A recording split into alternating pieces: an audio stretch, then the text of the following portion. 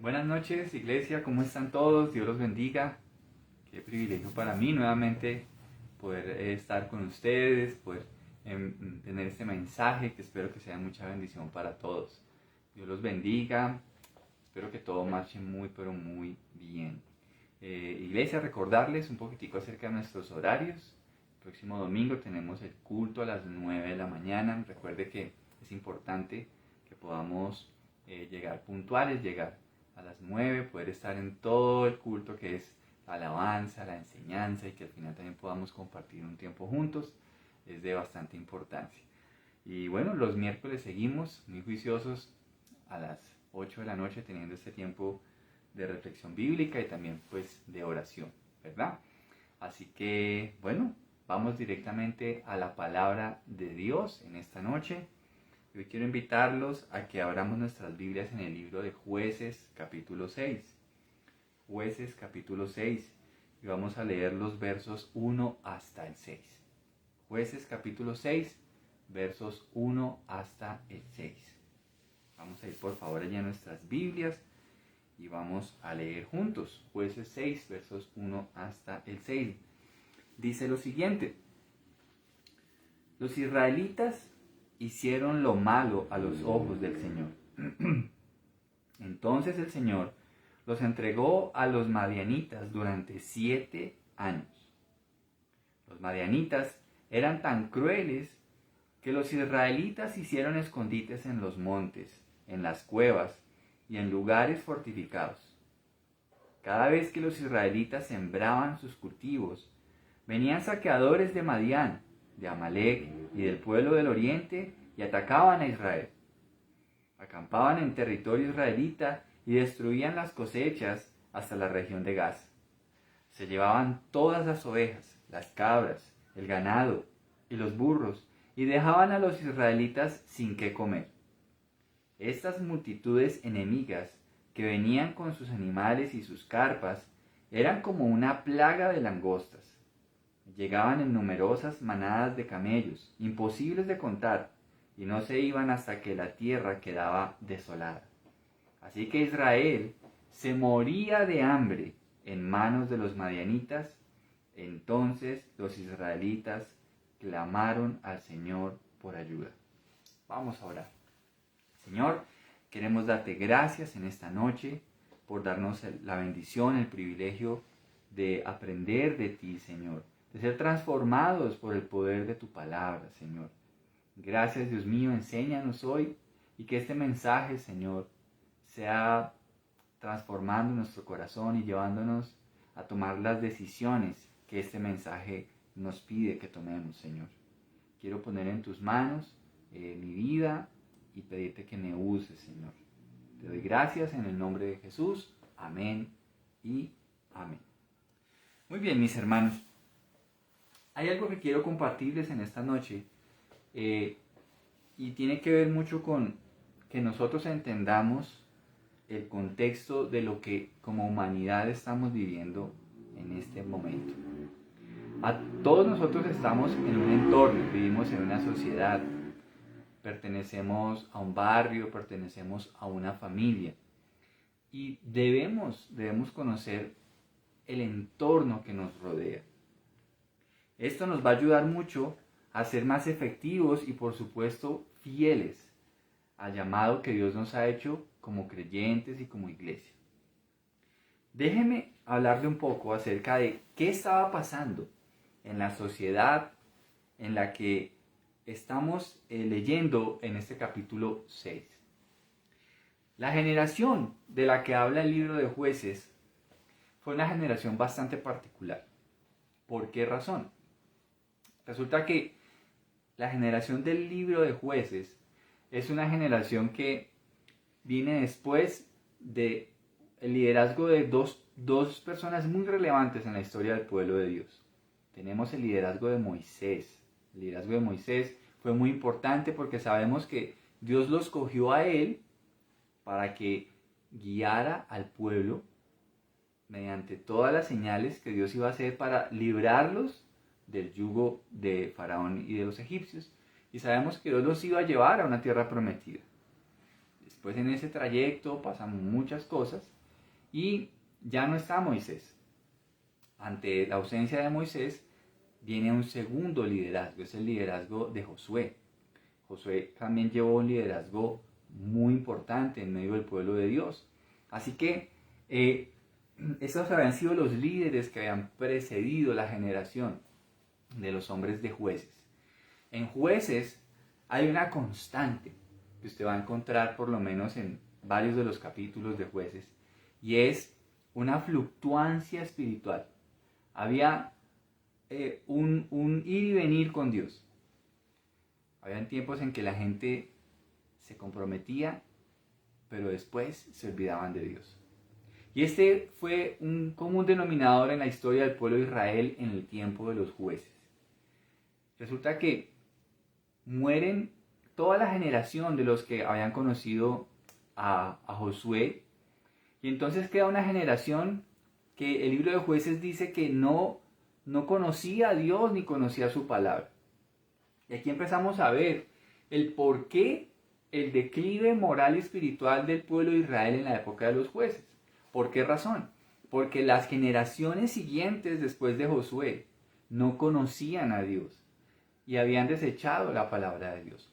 Aquí es tan importante hablar de algo, aunque no es el sermón de hoy, pero es importante que nosotros reconozcamos la tarea, la responsabilidad que tenemos como padres cristianos de guiar a nuestros hijos en el temor de Dios, de guiar a nuestros hijos en el Evangelio, de inculcarles la palabra, de que ellos también conozcan al Dios de la Biblia, porque ese será también parte del legado que dejemos a las generaciones siguientes a nosotros.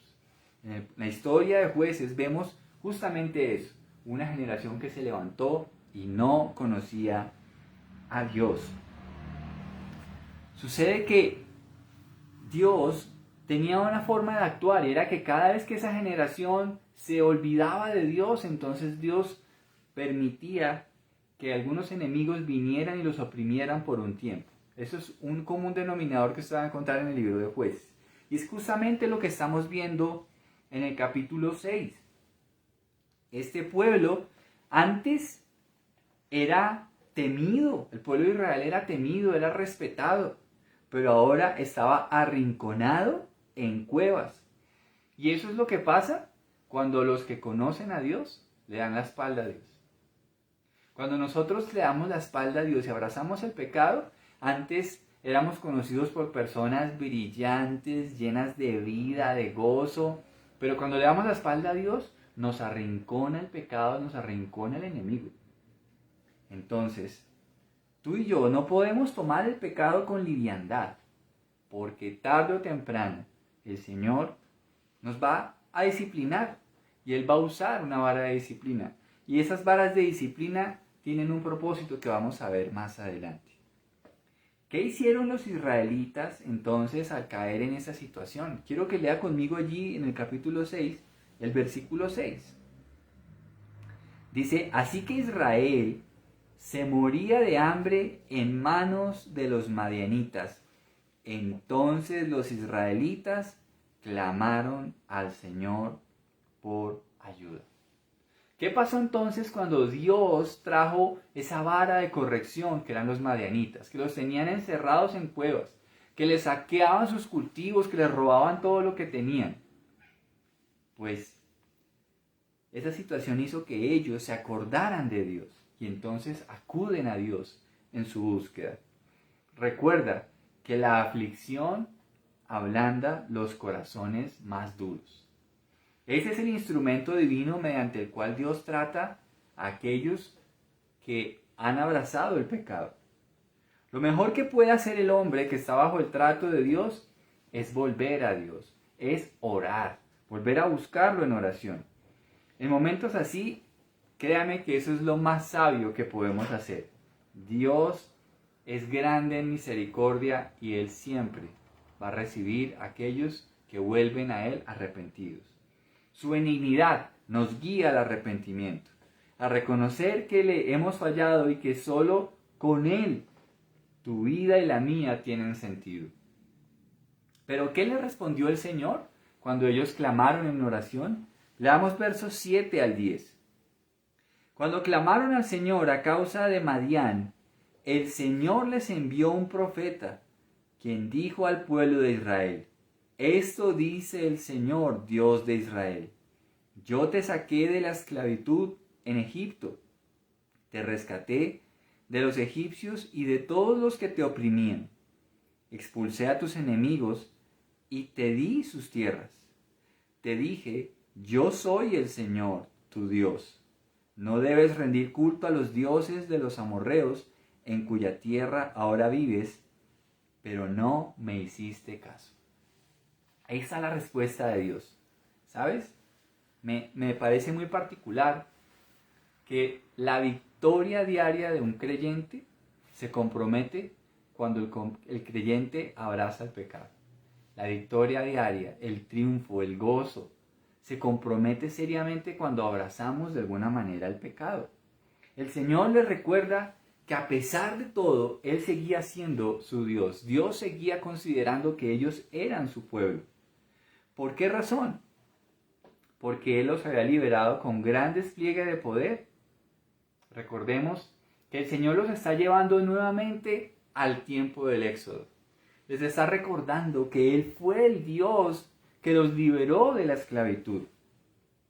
Antes de que Israel fuera nación, ellos fueron esclavos justamente por haber olvidado a Dios y sus promesas. La generación que creció en Egipto fue una generación que también olvidó a Dios. Habían tenido también a Abraham, a Isaac y a Jacob, pero después de ellos viene José, y después de que José muere, ellos se olvidan de Dios y crecen siendo esclavos en Egipto. Pero Dios los liberó. Dios los liberó de Faraón y su yugo opresor. Adicionalmente, Dios expulsó de sus territorios a otras naciones para darles esas tierras a ellos. Dios tenía todo el derecho de decirles cómo vivir de ahí en adelante. Les ordenó que no abrazaran la idolatría de esas naciones. Sin embargo, ellos no obedecieron al Señor. Todo tiene un porqué. Y sabes una cosa, por eso inicié este sermón con una introducción en la que hablaba acerca de que no podemos desconocer el contexto de la sociedad en la que vivimos. Mis hermanos, todas las problemáticas que vive nuestra sociedad hoy en día tienen una razón, y es el olvido de Dios. Todas tienen esa raíz. Todas tienen como raíz el pecado del hombre, el haber desconocido a Dios en sus vidas, en darle la espalda.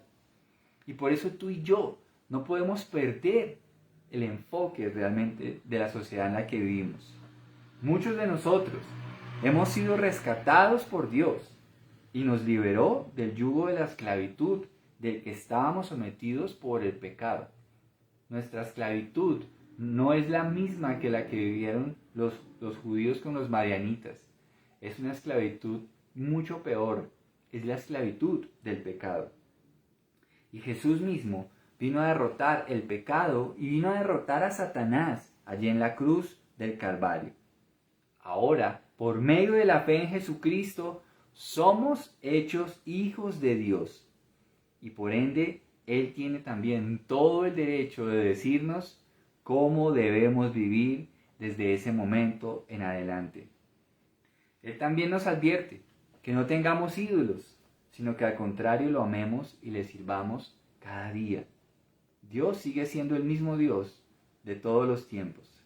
Y debemos tener cuidado porque Dios nos ha dado la libertad. A mí me encanta recordar y ser fiel testigo de que Dios cambia vidas. Lo hizo conmigo, lo ha hecho contigo. Pero no podemos olvidar de que Él nos pide que nosotros seamos obedientes, que seamos fieles a Él y a su palabra, y que tengamos cuidado de que la idolatría se meta en nuestra vida. Porque entonces, recuerda, Dios también nos puede disciplinar por eso. Dios también nos puede disciplinar y entonces la victoria diaria se compromete. Mira cómo inicia por lo menos el versículo 1 del capítulo 6. Es que es muy interesante, ahí lo dice. Los israelitas hicieron lo malo a los ojos del Señor. Entonces el Señor los entregó a los madianitas durante 7 años. Dios A veces también puede ser, a veces decimos, no, vamos a orar porque todo esto viene de Satanás. Mira, muchas veces no viene de Satanás. Muchas veces nuestras crisis, nuestros problemas son una consecuencia de que nosotros le hemos dado la espalda a Dios. Y entonces Dios permite que vengan ciertas cosas para disciplinarnos. Y no siempre es el enemigo. A veces sí, claro que Él está ahí también. Pero también debemos ser sabios y ser sinceros. Que hay cosas que no tenemos que andar reprendiendo como si fueran demonios, sino que debemos mirarnos y arrepentirnos de corazón. ¿A quién llama el Señor para ser un instrumento divino en ese momento? Lee conmigo ahí en el capítulo 6, los versos 11 al 16. Después el ángel del Señor vino y se sentó debajo del gran árbol de Ofra, que pertenecía a Joás, del clan de Abiezer. Gedeón, hijo de Joás, estaba trillando trigo en el fondo de un lagar, para esconder el grano de los madianitas. Entonces el ángel del Señor se le apareció y le dijo: guerrero valiente, el Señor está contigo. Señor, respondió Gedeón, si el Señor está con nosotros, ¿por qué nos sucede todo esto? ¿Y dónde están todos los milagros que nos contaron nuestros antepasados? ¿Acaso no dijeron, el Señor nos sacó de Egipto? Pero ahora el Señor nos ha abandonado y nos entregó en manos de los madianitas. Entonces el Señor lo miró y le dijo: ve tú con la fuerza que tienes y rescata a Israel de los madianitas. Yo soy quien te envía. Pero Señor, respondió Gedeón, ¿cómo podré yo rescatar a Israel? Mi clan es el más débil de toda la tribu de Manasés, y yo soy el de menor importancia en mi familia. El Señor le dijo: yo estaré contigo y destruirás a los madianitas como si estuvieras luchando contra un solo hombre. La respuesta de Dios a la oración de este pueblo arrepentido que había reconocido su pecado fue llamar a un completo desconocido, una persona aparentemente débil, llamada Gedeón. Gedeón. Dios es tan bueno, y sabes que a pesar de que el pueblo le había dado la espalda, cuando ellos oran, Dios levanta a alguien para librarlos de esos enemigos que vinieron como consecuencia de su pecado. Y llama a un hombre sencillo llamado Gedeón. ¿Sabes? Me parece curioso que Gedeón no conocía realmente la causa de la crisis de su pueblo. Porque tan pronto cuando Dios lo llama, él le hace un reclamo al Señor. Él le dice al Señor, en el versículo 13, ¿por qué nos sucede todo esto? ¿Y dónde están todos los milagros que nos contaron nuestros antepasados? Él le hace un reclamo a esa aparición divina que llega a la vida de él. Gedeón desconocía claramente la causa, usted y yo la conocemos. La causa de la crisis de su pueblo era el olvido de Dios. El olvido de Dios, esa era la causa. Y sin embargo, Gedeón se preguntaba, ¿por qué Dios? ¿Por qué pasa esto en mi tiempo? ¿Por qué nos está ocurriendo esto? ¿Por qué estamos siendo humillados por los madianitas? Dios necesita de personas que sepan realmente la causa de la crisis moral y espiritual en la que vivimos. Usted y yo no podemos ser ajenos y andar diciendo, ¿por qué, Dios mío? ¿Por qué pasa esto? Porque la misma causa de nuestra crisis es la misma causa de la crisis del pueblo de Israel en el capítulo 6. Es la misma causa. Porque ellos abandonaron a Dios. Porque ellos desconocieron sus mandamientos. Es la misma causa. Entonces, nosotros debemos tener en cuenta eso. Sin embargo, a pesar de que Gedeón no conocía, y debiera haberlo conocido, cuál era la causa de la crisis, Dios decide llamarlo. Dios decide llamarlo. Bien dice por ahí un dicho, que Dios no llama a los capacitados, sino que Dios capacita a los llamados. Entonces, vemos cómo Gedeón empieza a ser un instrumento de Dios. Aunque Gedeón se percibía como alguien insignificante, Dios había decidido hacerlo un instrumento suyo en esa generación. Nosotros debemos saber que Dios está buscando personas a quienes pueda usar como usó a Gedeón. Tú y yo debemos entender los tiempos en que vivimos, iglesia. La crisis de nuestra sociedad se debe al olvido de Dios y su palabra. Y aunque no les voy a decir por quién votar, les voy a decir que ninguno de ellos va a arreglar el país. Solamente usted y yo debemos cumplir con la tarea que Dios nos encomendó. Vayan y hagan discípulos a todas las naciones, bautizándolos en el nombre del Padre y del Hijo y del Espíritu Santo. Eso sí va a traer una diferencia a la sociedad de nuestra época, porque el presidente, el que vaya a quedar, es un pecador que necesita la gracia de Dios. Sus ministros, su gabinete, necesitan de la gracia de Dios. Pero ojo a eso. También para que haya una mejor sociedad, se requiere de que los ciudadanos sean mejores ciudadanos. Entonces, ¿cómo se puede lograr eso? Única y exclusivamente a través del nuevo nacimiento, de ser regenerados por el poder de Dios y su Espíritu. Entonces, entendamos los tiempos en los que usted y yo vivimos ahora. Que eso nos lleva a recapacitar que usted puede ser un Gedeón en este tiempo. Usted puede ser un Gedeón en su casa, en su familia, en su trabajo. Usted puede ser un Gedeón. Dios está buscando personas a quienes puede usar como su Gedeón. Por eso debemos desear ser útiles en este tiempo, así como Gedeón lo fue en su tiempo. Hoy en día, mis hermanos, hay personas arrinconadas bajo temores, crisis matrimoniales, crisis financiera, crisis existencial. Están arrinconadas en las cuevas de sus vidas. ¿Por qué? Por los madianitas. Los madianitas que son el pecado y Satanás. Están arrinconados y se requiere de un Gedeón que le crea a Dios, que quiera ser un instrumento útil en este tiempo. Iglesia, estamos llamados a ser luz y sal en las naciones. Y tú y yo conocemos a aquel que tiene ese poder para romper las cadenas del pecado y para hacer huir al enemigo. Se llama Jesucristo. Tú y yo lo conocemos. Es más, vive dentro de ti si tú le has creído y lo has aceptado como tu Señor y Salvador. Él te ha hecho a ti una persona libre de tu propia cueva. Él te ha libertado. Él te sacó de la cueva del pecado y de las tinieblas en las que vivías.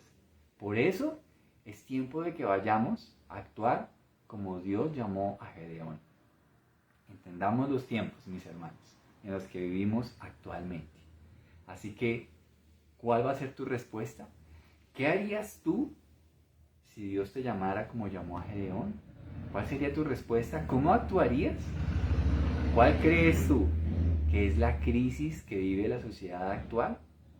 ¿Crees tú que un nuevo presidente va a cambiar a Colombia? ¿Crees tú que esas personas, cual sea que llegue a la presidencia, necesita de la gracia de Dios? ¿Crees tú que la sociedad en la que vives, en la cual tú eres parte, necesita la gracia de Dios? Yo creo que sí. Así que vamos a orar. Oremos en este momento. Señor, te damos gracias por esta reflexión de esta noche, Señor. La historia de Gedeón nos lleva a pensar, Señor, que nosotros también vivimos en medio de una sociedad arrinconada por el pecado, por Satanás, a la cual tú nos has llamado a ir a predicarles la luz de la gloria del Hijo de Dios. Señor, ayúdanos a entender que tú nos has libertado para que vayamos también y compartamos a otros de esa libertad con la que tú nos has hecho libres. Señor, te pedimos con todo el corazón, bendice nuestra patria, bendice a Colombia, Señor. Señor, nuestra nación está en tus manos, Señor. Pedimos, Señor, que bendigas nuestro país. Cada quien es libre de votar, de escoger por quien quiera votar. Pero te rogamos, Señor, que podamos votar con sabiduría y sobre todo entendiendo que como pueblo cristiano tenemos una obligación de votar con nuestra conciencia limpia, sabiendo, Señor, cuál de ellos puede realmente actuar conforme a tu palabra, Señor. Ayúdanos a reflexionar que este es un tiempo en el que, más que votar por un candidato, debemos escogerte a ti por encima de todo, Señor. Padre, te doy gracias en esta noche y rogamos que nos puedas usar como usaste a Gedeón, Señor. Hoy no nos da el tiempo, pero es muy interesante ver cómo tú lo rodeas de un ejército pequeño, Señor, sin embargo los usas sobrenaturalmente para traer victoria sobre sus enemigos, los madianitas, Señor. Padre, gracias. Tú usas instrumentos de lo débil, de lo vil, de lo menospreciado, para avergonzar a los sabios y a los poderosos, Señor. Por favor, úsanos, Señor, para traer bendición y la luz del Evangelio, Señor, donde quiera que estemos, Padre. Gracias, Señor. Hoy hemos aprendido, Dios del cielo, cómo también, si nosotros permitimos que el pecado llegue a nuestra vida, se compromete nuestra victoria diaria, se compromete nuestro gozo, se compromete nuestra paz, se compromete nuestra bendición si nosotros permitimos que nuestra vida se vuelva amiga del pecado, Señor. Gracias, Dios, porque a veces nos duele cuando somos tratados, pero gracias, porque tú al hijo que amas, a ese disciplina, Señor. Gracias, Señor, porque tú tienes una respuesta siempre justa, siempre va a ser veraz, siempre va a ser ecuánime. Y tú le dijiste a tu pueblo que tú eras el que los habías libertado hace unos años atrás, pero ahora habían vuelto a caer en la esclavitud del pecado. Señor, gracias porque a pesar de todo, tú siempre tienes misericordia, Señor. Y aquel que se arrepiente puede venir a ti y hallar gracia delante de ti, Señor, para ser perdonados y restaurados, Señor del cielo. Gracias, Dios mío. Oramos por nuestras familias, nuestros seres queridos, los que no te conocen, para que la luz del Evangelio llegue a sus vidas. Oramos, Señor, por nuestra ciudad y por nuestro país. Bendito Dios. Úsanos, Señor, que muchos como Gedeón se levanten en este día, Señor. Se levanten a ser instrumentos útiles en medio de la sociedad, entendiendo realmente cuál debe ser nuestra lucha, cuál debe ser nuestro objetivo, Señor, entendiendo la crisis que la sociedad vive actualmente.